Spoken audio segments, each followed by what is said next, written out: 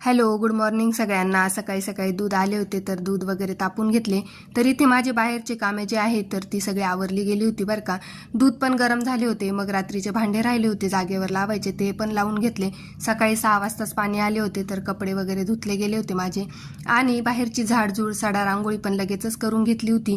तुळशीला पाणी, सूर्यदेवाला अर्घ्य हे सगळे करून झाल्यावरच मी आवरायला घेतले होते. आणि म्हटलं चला स्वयंपाक करून घ्यावा. इकडे मी पोळ्यांची कणिक भिजवून घेतली होती आणि कणिक छान मुरेपर्यंत भाजीची पण तयारी करून घेतली.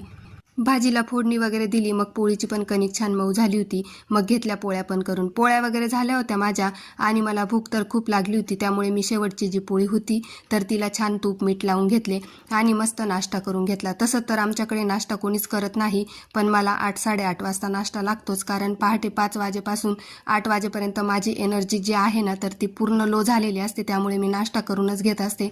एकीकडे माझी भाजी पण झाली होती, अजून एक भाजी मला करायची होती. तर चला बाय.